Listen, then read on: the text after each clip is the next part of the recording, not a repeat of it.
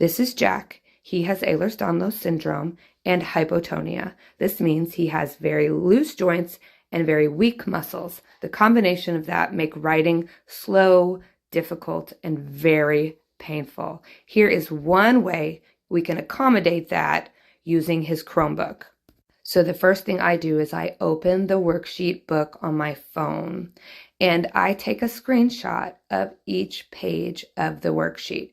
This means I'm making an image of it. I'm not sharing the whole book with him. I'm also not sharing it in PDF form. I'm sharing it in JPEG form. So I screenshot it and then I upload it to a folder that I've created in my Google Drive for each week. I do it week by week to help keep him organized. So this is folder 21.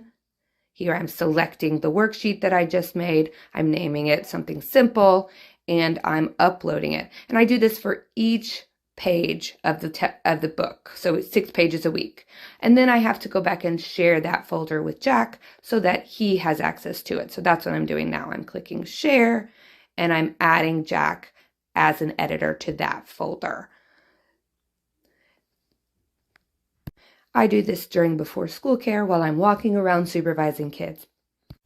Now Jack is doing his part of it, which he also does at before school care. He is opening up his Chromebook, opening up Google Slides, creating a new one, changing the size of the page to 8.5 by 11 so it matches the size of a piece of paper. He's getting rid of any text boxes he doesn't need.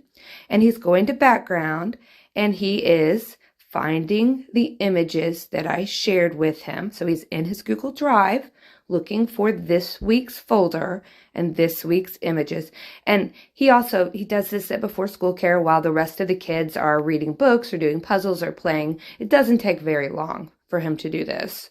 So he finds this week's image and he selects it and he puts it in the background. Now he has to do this 6 times for the 6 different pages of this week's worksheet packet. So here he is doing the next page. Now the benefit of doing it as an image and not sharing the PDF is he can't copy and paste any of the text. Any text that he adds to the screen, which is what he's doing right now, he's adding text boxes, he has to do all of the typing for. So it's as close to the same thing his peers are doing as possible. So here he is adding text boxes so that later he can actually type in the words. Now he's not typing the answers in now. He does the work at the same time that his peers are doing the work in class. He's just creating blank text boxes so that it will be ready to go. This IEP accommodation helps him because then he doesn't have to physically write any of the words, but also it looks just like what his peers are doing. So you can see that when he writes, it's difficult and painful, which is why we have these IEP accommodations.